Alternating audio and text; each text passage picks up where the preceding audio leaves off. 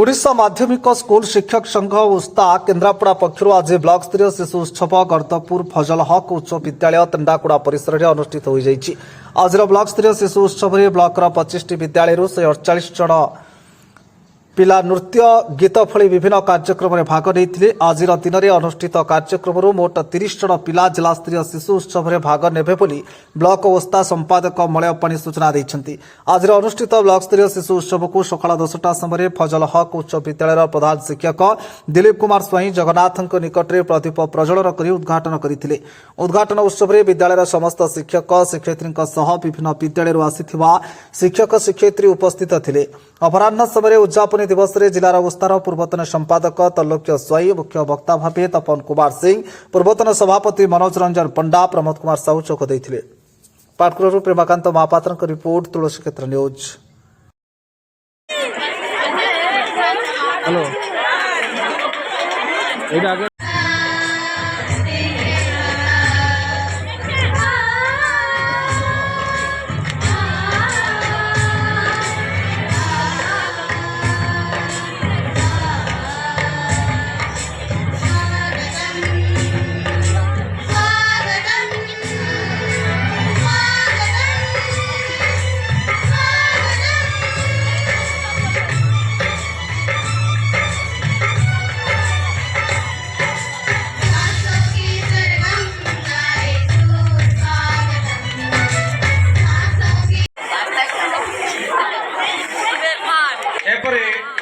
उद्यापन कार्यक्रम आमर सभापति महोदय देखिए सुधा ओस्तार वरिष्ठ कर्मकर्ता आमर मार्गदर्शक तलक भाई तपन बाबू प्रमोद बाबू विद्यालय प्रधान शिक्षक एवं मनोरंजन पंडा मोर बड़ भाई नन्ना एवं विद्यालय परिचालना कमिटी अध्यक्ष समस्त को आम स्वागत करुँ ब्लॉक ओस्ता तरफ एवं आगे बसवा कुनि कुनि पिला माने सांबादिक बंधु विचारक मंडली गाइड टीचर बंधु समस्त को पुणी थे ब्लॉक ओस्ता तरफ स्वागत करुचु। विद्यालय प्लाटिनम जुबली पालन करथिला बेले इठी कौन से एक ब्लॉक स्तरीय कार्यक्रम हो नथिला आम टिके दूत पांचरे थेलु संध्यान थेलु जे आम ब्लॉक विभिन्न विद्यालय छात्र छात्री आसबे कि नहीं एते संख्या रे गाइड टीचर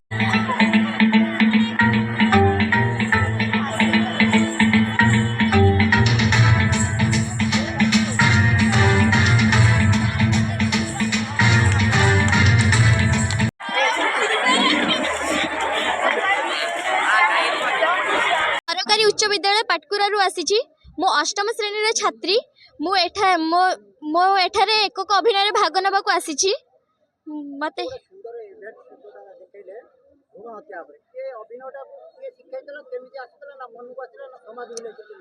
आम ए समाज को नहीं करथिले आम राजीव सर करथिले हमको मते एटा सिखैथिले ए इवेंट ऊपर मते सर बहुत ट्रेनिंग देथिले माने एटा करिया को सर मते बहुत प्रैक्टिस करैथिले कोडी भूल हेछि सर मते भल से बुझे कहि देन जे एई जगह एमति कहबो सेमति कहबो मते कहिथिले सर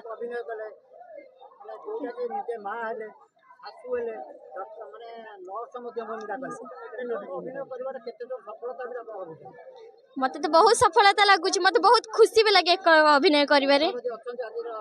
आज्ञा सर आशा तो बहुत अच्छी निश्चय आशा अच्छी मुझे पाइब बोली। मो हूँ नमिता सेठी अनंत जागुले सरकारी उच्च विद्यालय भारप्राप्त प्रधान शिक्षयित्री।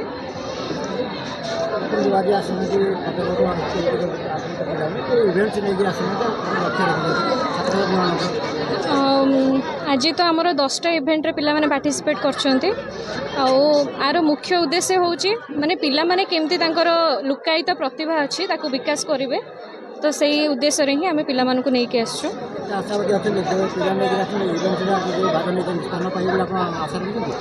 निहाती मोर तो आशा अच्छी तापरे एटा तो एबे एटा ब्लॉक स्तरीय होची त्रिस्तरीय एटा व्यवस्था अच्छी तेणु जो पिला एथिरे माने उत्तीर्ण हेबे से माने निहाती भाबे जिला स्तर को जिबे तेणु मु भाबुची मु तो आशावादी अच्छी पिला माने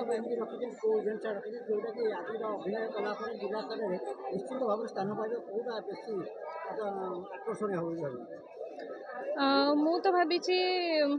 ଆମର ନାଟକ ଯେଉଁ ଅଛି ନାଟକ ତା ସହିତ ପିଲାମାନଙ୍କର ନୃତ୍ୟ ପ୍ରତିଭାଟା ନିହାତି ଭାବେ ଆକର୍ଷଣୀୟ ହେବ। ଆଜ୍ଞା। रूपाली सेठी मु आई कुदानगरी हाई स्कूल मु एकक अभिनय करने मुझे अभिनय करी किंतु मोर भरोसा बहुत अच्छी मु हारी कि जीत से मोर ना किंतु मोर भरोसा अच्छी मु फास्ट ना सेकेंड ही जी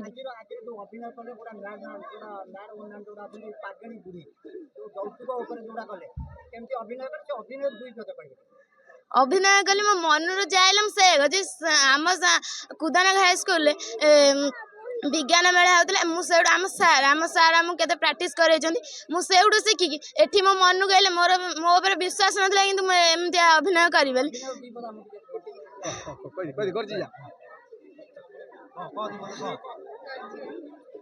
मु पागेली मो ना पागेली मुझे अत्याचार करा अत्याचार कर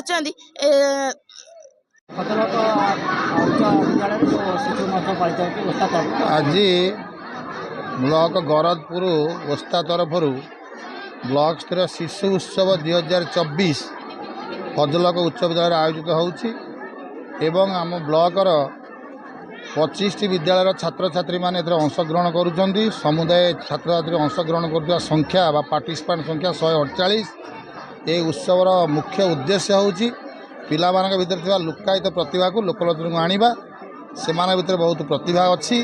से जानी पारु नाहंती बनमल्ली बनरे फुटी झड़ीगला भाया से रही जाउछंती। से प्रतिभा को लोक को आनिबा एवं तांको समाज रे प्रतिष्ठित करबा एटा होछि ओस्तार उद्देश्य।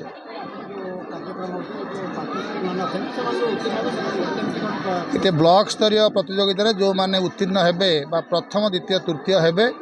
आमर 10टा इवेंट अच्छी 10टा प्रति इवेंट रु 3 जन लेखा प्रथम तृतीय से जिला स्तरीय प्रतियोगिता भाग ने जिला स्तरीय प्रतियोगिता ए वर्ष मार्साघाई ब्लॉक आखुआ ओडांगा उच्च विद्यालय रे अनुष्ठित होब।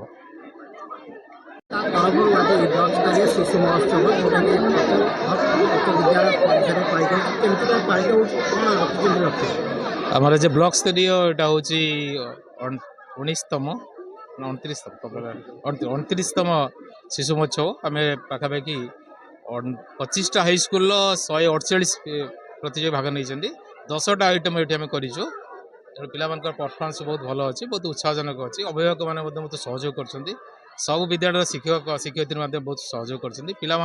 प्रतिभा आम लक्ष्य करुँ बहुत उत्साह सहित से कर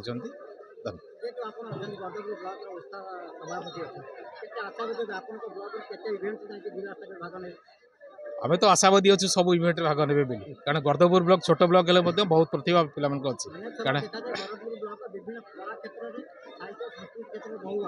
आज्ञा ता बजाय रहा ठीक बजाय रहा बजाय रहा आम से जो कहते बजाय रही से जिला स्तर में भाग नहीं पारे।